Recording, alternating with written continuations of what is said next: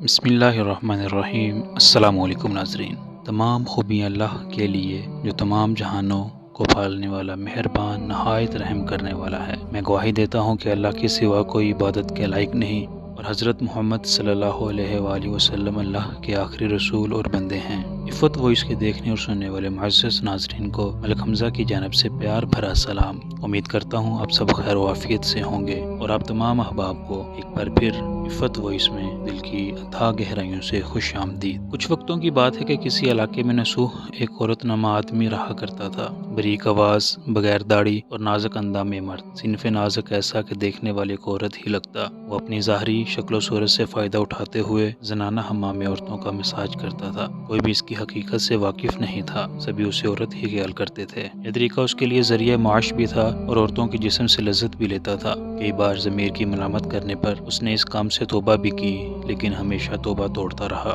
ایک دن بادشاہ کی بیٹی حمام گئی۔ مساج وغیرہ کروانے کے بعد پتہ چلا کہ اس کا گراں بہا گوہر موتی یا ہیرا کھو گیا ہے۔ بادشاہ کی بیٹی نے حکم دیا کہ سب کی تلاشی لی جائے۔ سب کی تلاشی لی گئی، ہیرا نہیں ملا۔ نصوح رسوائی کے ڈر سے ایک جگہ چھپ گیا۔ جب اس نے دیکھا کہ شہزادی کی کنیزیں اسے ڈھونڈ رہی ہیں تو اس نے دل ہی دل میں سچے دل سے خدا کو پکارا، خدا کی بارگاہ میں دل سے توبہ کی اور وعدہ کیا کہ آئندہ کبھی بھی وہ یہ کام نہیں کرے گا، میری لاج رکھ لے مولا۔ دعا مانگ ہی رہا تھا کہ اچانک باہر سے آواز آئی کہ نصوح کو چھوڑ دیا جائے، ہیرا مل گیا ہے۔ نصوح نام آنکھوں سے شہزادی سے رخصت لے کر گھر آ گیا۔ نصوح نے قدرت کا کرشمہ دیکھ لیا تھا اور ہمیشہ ہمیشہ کے لیے اس کام سے توبہ بھی کر لی۔ کئی دنوں سے حمام نہ جانے پر ایک دن شہزادی نے بلاوا بھیجا کہ حمام آ کر میری مساج کرے، لیکن نصوح نے بہانہ بنایا کہ میرے ہاتھ میں درد ہے، میں مساج نہیں کر سکتا۔ نصوح نے جب دیکھا کہ اس شہر میں رہنا اس کے لیے مناسب نہیں ہے، سبھی عورتیں اس کو چاہتی ہیں اور اس کے ہاتھ سے مساج لینا پسند کرتی ہیں، تو جتنا بھی غلط طریقے سے مال کمایا تھا سب غریبوں میں بانٹ کر وہ شہر سے نکل کر کہیں دور پہاڑی پر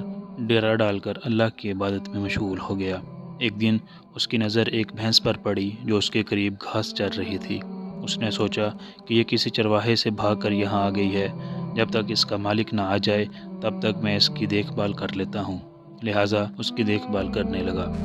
کچھ دن بعد ایک تجارتی قافلہ راستہ بھول کر ادھر آ گیا، جو سارے پیاس کی شدت سے نڈھال تھے۔ انہوں نے نصوح سے پانی مانگا۔ نصوح نے سب کو بھینس کا دودھ پلایا اور سب کو سیراب کر دیا۔ قافلے والوں نے نصوح سے شہر جانے کا راستہ پوچھا۔ نصوح نے ان کو آسان اور نزدیکی راستہ دکھایا۔ نصوح کے اخلاق سے متاثر ہو کر تاجروں نے جاتے ہوئے اسے بہت سارا مال بطور تحفہ دیا۔ نصوح نے ان سب پیسوں سے وہاں کنواں کھدوا دیا۔ آہستہ آہستہ وہاں لوگ بسنے لگے اور عمارتیں بننے لگیں۔ وہاں کے لوگ نصوح کو بڑی عزت اور احترام کی نگاہ سے دیکھتے تھے۔ رفتہ رفتہ نصوح کی نیکی کے چرچے بادشاہ تک پہنچنے لگے۔ بادشاہ کے دل میں نصوح سے ملنے کا اشتیاق پیدا ہوا۔ اس نے نصوح کو پیغام بھیجا کہ بادشاہ آپ سے ملنا چاہتے ہیں، مہربانی کر کے دربار تشریف لے آئیں۔ جب نصوح کو بادشاہ کا پیغام ملا اس نے ملنے سے انکار کر دیا اور معذرت چاہی کہ مجھے بہت سارے کام ہیں، میں نہیں آ سکتا۔ بادشاہ کو بہت تعجب ہوا، مگر اس بے نیازی کو دیکھ کر ملنے کی طلب اور بڑھ گئی۔ بادشاہ نے کہا کہ اگر نصوح نہیں آ سکتے تو ہم خود اس کے پاس جائیں گے۔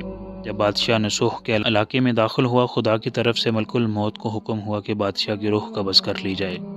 چونکہ بادشاہ بطور عقیدت مند نصوح کو ملنے آ رہا تھا اور آیا بھی نصوح کی خوبیوں کی گرویدہ تھی، اس لیے نصوح کو بادشاہ کے تخت پر بٹھا دیا گیا۔ نصوح نے اپنے ملک میں عدل و انصاف کا نظام قائم کیا۔ وہی شہزادی جسے عورت کا بھیس بدل کر ہاتھ لگاتے ہوئے بھی ڈرتا تھا، اس شہزادی نے نصوح سے شادی کر لی۔